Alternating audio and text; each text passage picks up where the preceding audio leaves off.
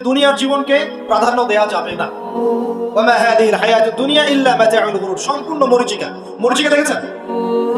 দুনিয়ার জীবন যে কি জিনিস, যারা আল্লাহর পথে পরীক্ষার সম্মুখীন হয়েছে ওরা জানে।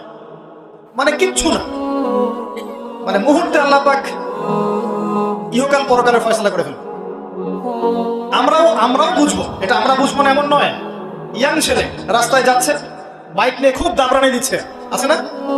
হঠাৎ অ্যাক্সিডেন্ট, ডেট, স্পট ডেট। এটা দুনিয়ার জীবনটা।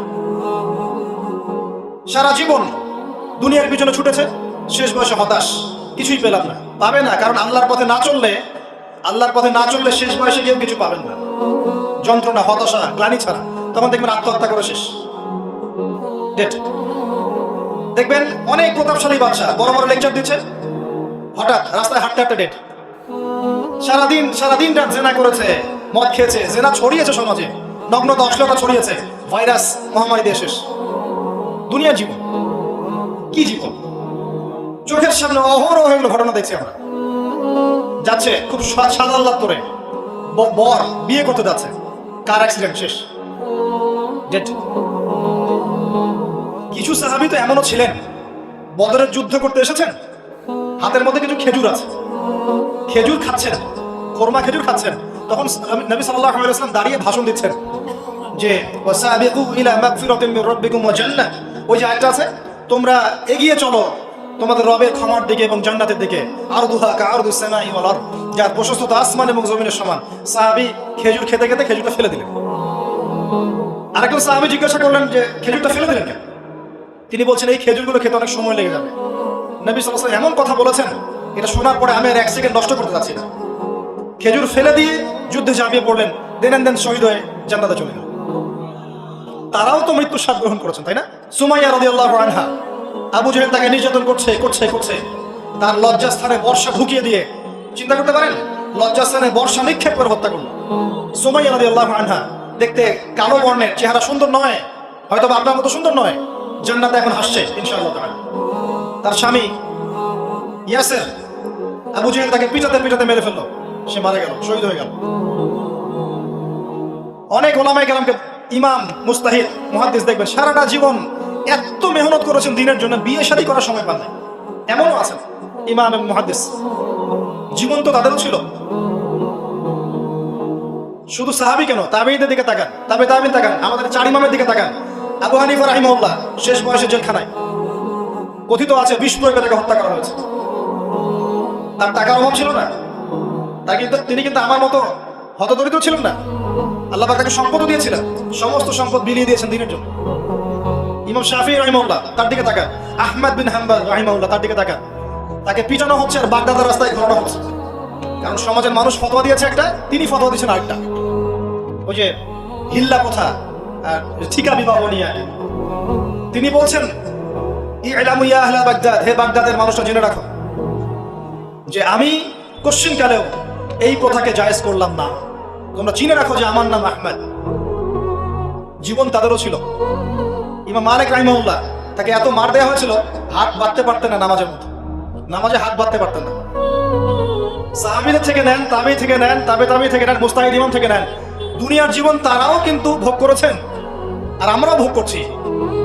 আমাদের ভোগের সিস্টেমটা দেখেন, তাদের ভোগের সিস্টেমটা দেখেন। আমরা বাঁচছি দুনিয়ার জন্য, তারা বেঁচেছে পরকালের জন্য। আমরা দুনিয়ায় বাঁচছি দুনিয়ার জন্য, দুনিয়ার একটা চাকরি, একটা ব্যবসা, একটা পরিবার, একটা স্ট্যাটাস, বাড়ি গাড়ি, টাকা কড়ি, সম্পত্তি, এগুলোর জন্য। কিন্তু তারা বেঁচেছেন আল্লাহর জন্য, পরকালের জন্য। যে ব্যক্তি দুনিয়ার জন্য দুনিয়া করে, আল্লাহ পাক তাকে ইহকাল পরকাল দুটোই নষ্ট করে দিবেন। যে ব্যক্তি পরকালের জন্য দুনিয়া করবে, আল্লাহ পাক তাকে দুনিয়া গুছিয়ে দিবেন, আখিরাতও গুছিয়ে দিবেন ইনশাআল্লাহ। প্রথম কথা হচ্ছে যে দুনিয়ার জীবনকে প্রাধান্য দেওয়া যাবে না। দুনিয়ার জীবনের প্রতিটা কাজ আপনি একটা উদ্দেশ্যই করবেন, সেটা হচ্ছে আল্লাহ সন্তুষ্ট। বিয়ে শাদী করেছি কেন? আল্লাহর জন্য। পরিবার গঠন করেছি কেন? আল্লাহর জন্য। সন্তান নিয়েছি কেন? আল্লাহর জন্য। দিন শিখেছি কেন? ইলম শিখেছি কেন? আল্লাহর জন্য। চাকরি কেন করি? আল্লাহর জন্য। প্রতিটা কাজ ইবাদত হবে যদি আপনি মুহাম্মদ সাল্লাল্লাহু আলাইহি ওয়াসাল্লামের তরিকা মেনে চলেন। ওয়া মা খালাকতুল জিন্না ওয়াল ইনসা ইল্লা লিয়াবুদুন, শুধুমাত্র ইবাদত করার জন্যই আল্লাহ পাক জিন এবং মানুষ জাতিকে সৃষ্টি করেছেন। আপনাকে আল্লাহ পাক এই হায়াতটা দিয়েছেন। এখন বাকি সময়টা চিন্তা করেন, আগামী 30-40 বছর কিভাবে কাটাতে চান? দুনিয়ার জন্য বাঁচবেন না আল্লাহর জন্য বাঁচবেন? যদি আল্লাহর জন্য বাঁচতে চান, সর্বশেষ হেদায়েত আল কোরআন এবং সর্বশেষ নবী মুহাম্মদ সাল্লাল্লাহু আলাইহি ওয়াসাল্লাম, এর বাইরে কিচ্ছু নাই ভাই। সারা দুনিয়ার মানুষ মিলে যদি বলে যে কোরআন সুন্নাহর মধ্যে আছে সুদ হারাম, কিন্তু সুদ হালাল, হালাল হালাল, কোশ্চিন কালে হালাল হবে না। সারা দুনিয়ার মানুষ একটা মাঠে যদি এসে বলে সুদ হালাল, সুদ ভালো, কোশ্চিন কালে হালাল হয়ে যাবে না, হারামই থেকে যাবে। সারা দুনিয়ার মানুষ যদি বলে পর্দা করার দরকার নাই, এটা সেকেলে সেকেলে সেকেলে, এটা সেকেলে হয়ে যাবে না, এটা ফরজ থেকে যাবে। কিচ্ছু নাই কোরআন সুন্নাহর বাইরে, কিচ্ছু নাই। যা আছে দেখছেন বোগাস, যার কোনো ভিত্তি নাই, মানুষের মন গড়া প্রবৃত্তির অনুসরণ। এখন আপনি যখন কোরআন এবং সুন্নাহর কাছে আসতে চাইবেন, তখন কিন্তু আপনি চতুর্দিক থেকে বাধা পাবেন। এই পথ চলাটা এত সহজ হবে না। হ্যাঁ, কাদের জন্য সহজ হবে? যারা প্রোটেস্ট্যান্ট মুসলিম হবে। কি মুসলিম? প্রোটেস্ট্যান্ট মুসলিম। এটা কেমন? মানে ওটাও ঠিক এটাও ঠিক, সুদ খেলেও হয় না খেলেও হয়, পর্দা করলেও হয় না করলেও হয়, নামাজ পড়লেও হয়, মাঝে মাঝে ছাড়লেও হয়, যাকাত দিলেও হয় না দিলেও হয়। মডারেট প্রোটেস্ট্যান্ট মানে কোরআন সুন্নাহ যা আছে এগুলো খুব কঠিন মনে হয়, এটা মৌলবাদী মৌলবাদী মনে হয়, এগুলো মানলে তো এই যুগে চলা যায় না, এগুলো ওই যুগের জন্য। এরকম ভার্সনে যারা চিন্তা করবে তাদেরকে কষ্ট পেতে হবে না। তারা দেখবেন কষ্ট না করেই দুনিয়ার জীবন কাটিয়ে দিচ্ছে, ওদের কোনো বাধা বিপত্তি আসবে না। আপনি যখন কোরআন সুন্নাহকে আঁকড়ে থাকবেন, কেমন করে আঁকড়ে থাকবেন? মারির দাঁত দিয়ে কামড়ে থাকবেন, নবীজি বলেছেন। মারির দাঁত দিয়ে কামড়াতে বলেছেন, সামনের দাঁত দিয়ে কামড়ালে ছুটতে যাবে, টান দিলে ছিঁড়ে যাবে। মারির দাঁতে কামড় দিলে টান দিলে সহজে ছিঁড়বে না। এভাবে থাকলে আপনার বাধা আসবে। এখন আপনার সামনে দেখবেন আপনি কিছু ফিতনা এবং কিছু সলিউশন। আপনি নিয়াত করেছেন যে আপনার যে গুনাহগুলো হয়েছে এগুলো থেকে আপনি তওবা করবেন ইনশাআল্লাহ। আগামী দিনগুলো আপনি কোরআন এবং সুন্নাহ অনুসারে চলবেন। এই কথার সাথে একমত আছেন তো? এখন চলতে গিয়ে দেখবেন যে আপনি কিছু স্পষ্ট বিষয় দেখতে পারবেন যেগুলোর সাথে আসলে কোরআন সুন্নাহর খুব একটা মিল পাওয়া যাবে না। আপনি দেখবেন স্পষ্ট শিরক করছে মুসলিমরা, আপনি দেখবেন স্পষ্ট বেদাত করছে, আপনি দেখবেন হারাম খাচ্ছে। মুসলিম যুবকরা মাদক, পর্নোগ্রাফি, জেনা, ফ্রি মিক্সিং, আপনার জুয়া, ক্যাসিনো, এই যে আপনার টিকটক প্রজন্ম, এগুলো নিয়ে ব্যস্ত আছে। আপনি স্পষ্ট দেখবেন মেয়েরা বেহায়ার মতো ঘুরে বেড়াচ্ছে। আপনি স্পষ্ট দেখবেন যে আপনি হালালে থাকলে চাকরি পাচ্ছেন না। আপনি স্পষ্ট দেখবেন পরিবারের লোকজন কথা শোনে না। আপনি এমনও দেখবেন ওলামায়ে কেরামের মাঝে ঐক্য নেই, এমন দেখবেন। আপনি এমনও দেখবেন যে মানুষ দিনকে দুনিয়ার বিনিময়ে বিক্রি করে দিচ্ছে। আর এমন দেখবেন যারা আপনার উপরে আছে তারা দিন সম্পর্কে তেমন কোনো জ্ঞান রাখে না। এমন জটিল পরিস্থিতিতে আপনি কি করবেন তখন? এরপরে আপনি যখন বিশ্বের দিকে তাকাবেন, তখন দেখবেন বিশ্বের সমস্ত পরাশক্তিরা ঐক্যবদ্ধ ইসলামের বিরুদ্ধে। বিশ্বের সমস্ত বড় বড় পরাশক্তিরা ঐক্যবদ্ধ ইসলামের বিরুদ্ধে। দেখবেন আপনি ইসলামের কোনো খিলাফা নাই, দেখবেন কোনো ইমাম নাই, কোনো আমির নাই, কোনো জামাআ নাই। দেখবেন আপনি সেই রকম সলফে সালিহিনদের যুগের মতো সূর্যবীর্য ব্যক্তিত্ব, গায়রাত কিছু নেই। মনে হবে যেন আমরা দাসত্বের শৃঙ্খলা আবদ্ধ হয়ে গেছে। তখন আপনি কষ্ট পাবেন মনে মনে। আপনার মধ্যে ইমান থেকে থাকলে আপনি কষ্ট পাবেন, ভিতর থেকে কষ্ট ফিল করবেন। যদি প্যারালাইজড রোগী হয়ে থাকেন তাহলে কষ্ট ফিল করবেন না। চেতনা থাকে ধীরে কষ্ট ফিল করবেন, তখন আপনার স্ট্রাগল শুরু হবে। তখন আল্লাহ যদি আপনাকে বুঝ দেন, আল্লাহ দেখবেন আপনি কি করেন। আপনার মেধা দিয়ে আল্লাহ কি করেন, আপনি কি করেন, আপনার অর্থ দিয়ে আপনি কি করেন, আপনার হায়াতটা দিয়ে আপনি কি করেন, আপনার এই যে জনবল দিয়ে আপনি কি করেন। আল্লাহ আপনাকে যা দিয়েছেন তা দিয়ে আপনি দিনের জন্য কি করছেন আল্লাহ পাক তখন দেখবেন। এই জায়গায় আমি আপনাকে কিছু সলিউশন বলছি। এটা শুধু আপনাকে বলছি তা নয়, আমি নিজেও এটা ফিল করি, লালন করি। আর আমি এমন কিছু বলবো না যা আমি নিজে আপনার জন্য পছন্দ করি না। যেটা আমি নিজের জন্য পছন্দ করি সেটাই আপনাকে বলবো। প্রথম কথা, এখানে আপনাকে গাইডেন্স দিবে আল কোরআন। এরকম সিচুয়েশনে আপনাকে পথ দেখাবে অনলি আল কোরআন। এরপর নবী সাল্লাল্লাহু আলাইহি ওয়াসাল্লামের হাদিস। এখানে আপনার দায়িত্ব আসবে প্রথমত কোরআন পড়া শিখতে হবে। প্রথম কাজটা কি ভাই? কোরআন পড়া শিখতে হবে, তেলাওয়াত শিখতেই হবে, নিয়মিত তেলাওয়াত করতে হবে। একটা দিন যাবে না আপনার জীবনে যে কোরআন তেলাওয়াত আপনি করেন না, ইনশাআল্লাহ। বেশি থেকে বেশি করবেন, বেশি থেকে বেশি। আমার পরামর্শ হচ্ছে দিনে এক পারা করে করার চেষ্টা করুন। এরপর দায়িত্ব চলে আসবে আপনার কোরআন বোঝা। আপনি কিছু অংশ মুখস্থ করবেন, হিফজ করবেন, অর্থটা বোঝার চেষ্টা করবেন, কোরআনের ভাষাটা শেখার চেষ্টা করবেন। এর সবকিছু আপনি বুঝতে পারবেন না, তখন কি করবেন? আলেম ওলামার কাছে যাবেন, তাদের সোহবতে গিয়ে পড়ে থাকবেন। যে বিষয়টা বুঝতে পারছেন না জিজ্ঞাসা করে জেনে নেবেন। ফাসআলু আহলা যিকরি ইন কুনতুম লা তা'লামুন। এরপর কোরআনের আদেশ নিষেধগুলো আপনি মেনে চলবেন নিজের পরিবারে এবং নিজের অধীনস্থদের মধ্যে। এরপরে আপনি থেমে যাবেন না। কোরআনের দাওয়াত আপনি যতটুকু জানেন এটা মানুষের কাছে প্রচার করবেন। মাদ্রাসা করবেন, মসজিদ আবাদ করবেন, মক্তব চালু করবেন, কোরআনের একটা রেভলিউশন ক্রিয়েট করবেন। কোরআনের জন্য আপনার জান, মাল, অর্থ বিলিয়ে দিবেন। ওই একটা ছোট্ট কাজ দেখবেন পরকালে জান্নাতে যাওয়ার ওসিলা হয়ে গেছে ইনশাআল্লাহ। তারপর আপনি সুন্নতকে পাবেন, ওই সুন্নতের উপরে আপনার 24 ঘন্টাকে সাজাবেন, দিন রাত প্রতিটা আমল আপনি সুন্নাহ অনুযায়ী করার চেষ্টা করবেন। এরপরে গিয়ে আপনার দায়িত্ব আরো বাড়বে। এরপর দায়িত্ব চলে আসবে উম্মাহ কেন্দ্রিক। আপনার তাসকিয়া অর্জন করতে হবে, আত্মশুদ্ধি। আত্মশুদ্ধি অর্জন করতে হলে সবসময় পরকালের ফিকির করতে হয়, মৌতের স্মরণ করতে হয়, বেশি বেশি কোরআন তেলাওয়াত করতে হয়, এতিমের মাথায় হাত বোলাতে হয়, আপনার সাদাকা বেশি বেশি করতে হয়, মাঝে মাঝে রোজা রাখতে হয়। এগুলো করতে থাকলে আল্লাহর জিকির বেশি বেশি করতে হয়, আল্লাহর ধ্যান করতে হয়, আল্লাহকে ডাকতে হয়, দোয়া করতে হয়, আত্মশুদ্ধি অর্জন হবে। একই সাথে আপনার অন্তর থেকে হিংসা, বিদ্বেষ, এই যে গীবত, রিয়া, অহংকার, সমালোচনার সংস্কৃতি দূর করতে হবে। মনের মধ্যে অহংকার, হিংসা, বিদ্বেষ থাকলে আল্লাহর নূর পাওয়া যাবে না, তখন তাসকিয়া অর্জন হবে না। আল্লাহর নূর না আসলে আপনি খিজির হতে পারবেন না, যে অনেক দূর পর্যন্ত দেখতে পারবেন। সূরা কাহফের মধ্যে ঘটনা পাবেন। আর এই শেষ জামানায় টিকতে হলে আপনাকে খিজির হতে হবে, দূর পর্যন্ত দেখতে হবে। শোনেন, দূর পর্যন্ত দেখতে না পারলে বর্তমানকে মনে হবে ভবিষ্যৎ। এখন যে ফিতনাময় পরিবেশে বসে আছে এটা বর্তমান, এটা ভবিষ্যৎ নয়। একটা কথা বলেছিলাম বেশ কয়েক বছর আগে যে আপনার এমন একটা সময় আসতে যাচ্ছে যখন ক্যাশলেস সোসাইটি থাকবে, মানে কাগজের টাকাটাও থাকবে না। অনেক দিন আগের কথা। তখন কিছু মানুষ আমাকে বলেছিল, পরামর্শ দিয়েছিল, এবং শুভাকাঙ্ক্ষী আর কি আমার। আর দিন দিন আমার শুভাকাঙ্ক্ষী বাড়ছে আলহামদুলিল্লাহ, যে ভবিষ্যৎ বক্তা, তুমি হচ্ছে ভবিষ্যৎ বক্তা। আমি বলেছিলাম যে আমি যেটা বলেছি এটা ভবিষ্যৎ না, এটা বর্তমান। বর্তমান সম্পর্কে আপনার খবর নাই বলে বর্তমানকে আপনার ভবিষ্যৎ মনে হচ্ছে। এখন যা দেখছেন এগুলো বর্তমান, এগুলো ভবিষ্যৎ না। খুব অল্প সময়ের মধ্যে এই পরিস্থিতিগুলো দেখবেন পরিবর্তন হয়ে গেছে। আসেন, যখন ব্যক্তিকেন্দ্রিক কাজ শেষ হয়ে যাবে তখন আপনাকে উম্মাহ কেন্দ্রিক চিন্তা করতে হবে। তাসকিয়া অর্জন করে উলামায়ে কেরামের মাঝে ঐক্যের চেষ্টা করতে হবে। ঐক্যটা হবে মন থেকে। মন থেকে সবাইকে ভাই মনে করলে পরে ঐক্য হবে। যদি মন থেকে সবাইকে নিজের ভাই মনে করতে না পারি, মুসলিম ভাই মনে করতে না পারি, ঐক্য হবে না। যদি আমি মনে করি আমি জান্নাতের ডিলার, তোমার লিজ লাগলে আসো নিয়ে যাও, ঐক্য কখনো হবে না। অনলাইনে যাবেন দেখবেন সারা দিন কাদা ছড়াছড়ি। আর এমন এমন বিষয়গুলোকে নিয়ে আমরা কাদা ছড়াছড়ি করছি যেগুলো নিয়ে কথা না বললেও পরকালে কিছু যায় আসবে না ইনশাআল্লাহ।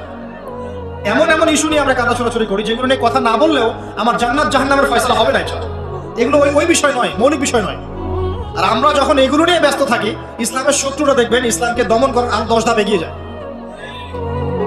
আমরা ইন্টেলেকচুয়াল হতে পারছি না।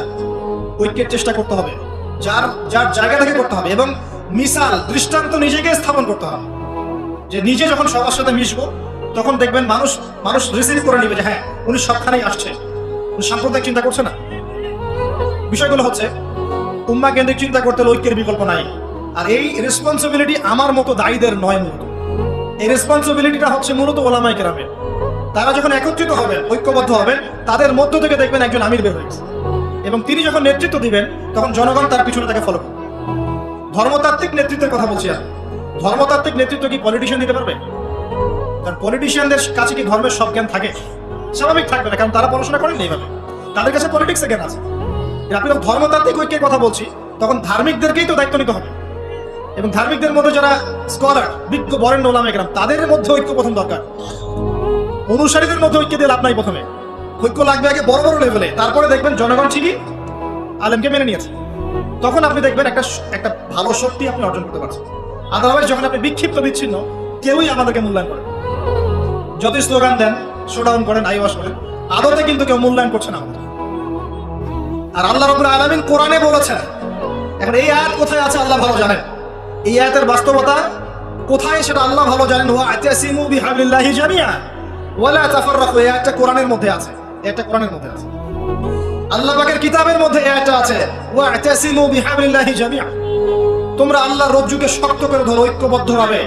আচ্ছা, এটার উপরে আমল না করে আমরা যদি এড়িয়ে যাই, এটা কোরআনের অবমাননা হয় না? এটা কোরআনের অবমাননা হয় না? যখন কোরআনে স্পষ্ট বলা হচ্ছে তোমরা সুদ খেও না, তারপরেও খাচ্ছি, অবমাননা হয় না? আল্লাহ বলছেন যে না ধার কাছেও যেও না, তারপরেও করছি, তখন অবমাননা হয় না? আমরা মানে আবেগ প্রদর্শন করার চাইতে বিবেকবান হয়ে কাজগুলো করলে বেশি ভালো হতো। কোরআনের সম্মান সর্বোচ্চ শিখরে তখনই পৌঁছাবে যখন এর আদেশ নিষেধের উপর আমল করা হবে, এবং আমরা আমল করে দেখাতে পারবো, এবং ইনশাআল্লাহ আমরা পারবো। যদি কেউ পারে পৃথিবীতে, শুধু মুসলিমরাই পারবে ইনশাআল্লাহ। এবং মুসলিমদের মধ্যে যারা পারবে না, আল্লাহ পাক ওদেরকে সরিয়ে দিবেন, নতুন প্রজন্ম আল্লাহ পাক নিয়ে আসবেন ইনশাআল্লাহ। যুব সমাজ পারবেই, পরবর্তী তরুণ প্রজন্ম এবং আগামী ছোটদের প্রজন্মরা পারবে ইনশাআল্লাহ। যদি কেউ পারে এরাই পারবে ইনশাআল্লাহ। ইনশাআল্লাহ দেখবেন আমাদের মতো মানুষদেরকে দিয়ে যদি কাজ না হয়, আল্লাহ পাক আমাদেরকে সরিয়ে দিবেন, দিয়ে এমন এমন মানুষ আল্লাহ পাক তৈরি করবেন যারা এই চেয়ারগুলোতে বসে কোরআন সুন্নাহকে হাতে নিয়ে বিশ্বকে নেতৃত্ব দেবে ইনশাআল্লাহ। আসবে এক সময়, অপেক্ষা করতে থাকেন। কারণ আমরা আখিরুজ্জামানের হাদিসগুলো সম্পর্কে জানি, একটা সময় চলছে মুসলিমদের ডমিনেশনের সময়। এরপর একটা সময় আসবে যখন মুসলিমরাই এই বিশ্বকে নেতৃত্ব দেবে ইনশাআল্লাহ। ইসলামই হবে এই বিশ্বের একমাত্র সুপার পাওয়ার। আল্লাহ রাব্বুল আলামিন ওই জেরুজালেম থেকেই আরো একবার কিয়ামতের আগে পুরো বিশ্বে ইসলামিক খেলাফা বাস্তবায়ন করবেন ইনশাআল্লাহ। এটা প্র্যাকটিক্যালি আপনার আমার কিছু কাজ আছে, ইলম অর্জন করা আমাদের কাজ। আমাদের এত বড় বড় কাজ নাই, আমাদের যতটুকু সামর্থ্য এতটুকু কাজ আছে। আমাদের কাজ আগে ইলম অর্জন করা, আমাদের কাজ জানা অনুযায়ী আমল করা, উলামায়ে কেরামের সাথে সম্পর্ক রাখা, মাদ্রাসার সাথে সম্পর্ক রাখা, জ্ঞানের চর্চা করা, হালাকাগুলো বাড়ানো, ইমানের চর্চা করা।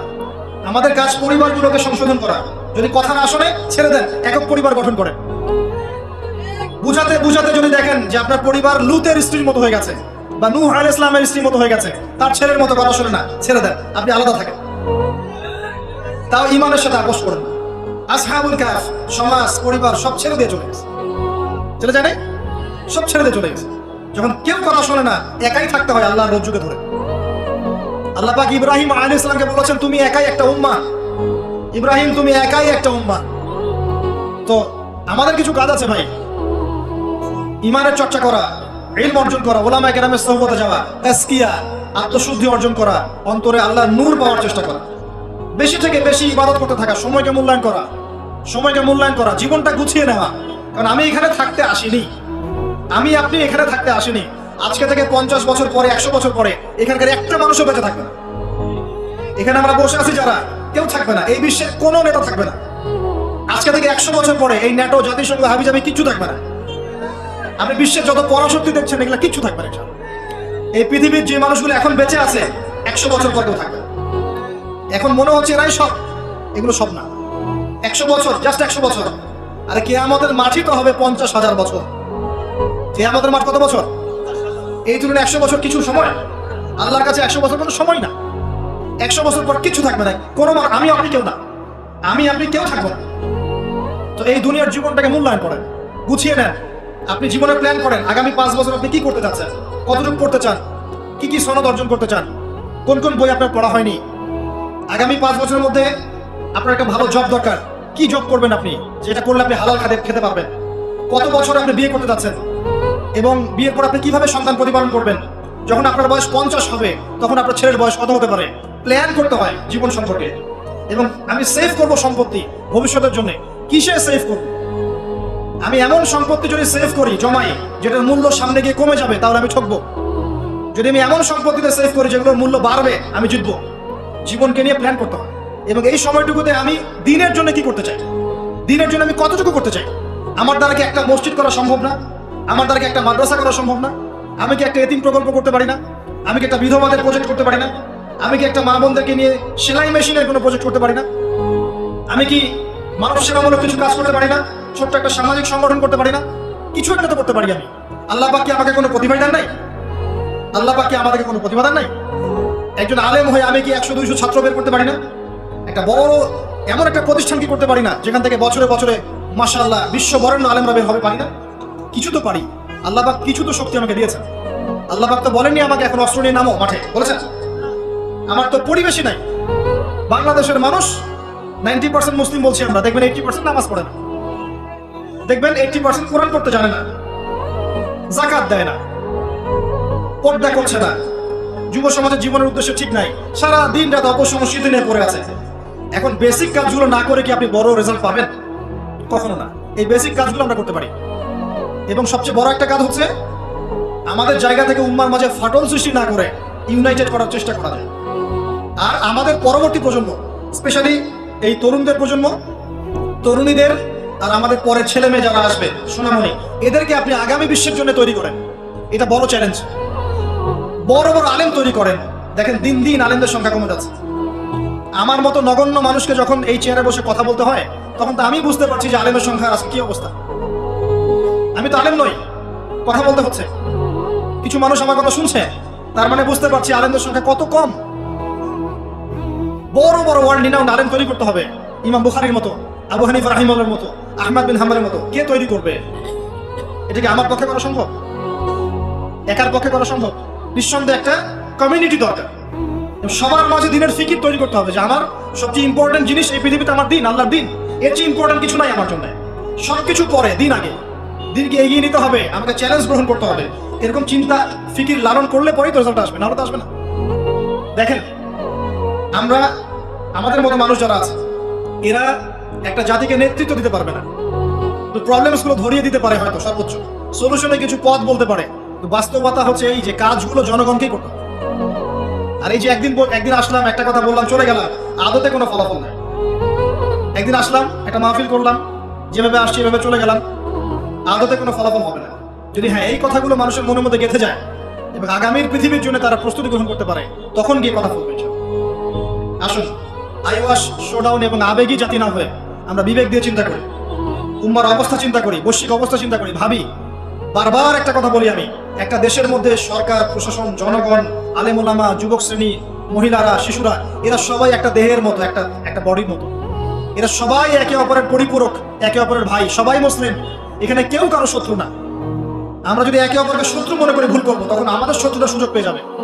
আমরা সবাই একে অপরের পরিপূরক, সবাইকে নিয়ে, দেশকে নিয়ে, জাতিকে নিয়ে, উম্মাকে নিয়ে এগোতে হবে। আল্লাহ পাক আমাদের যুব সমাজকে বোঝার তৌফিক দান করুন, আমিন। মাহফিল অ্যাপ, একজন মুসলিম হিসেবে মাহফিল অ্যাপ ব্যবহার করা আমাদের ইমানি দায়িত্ব।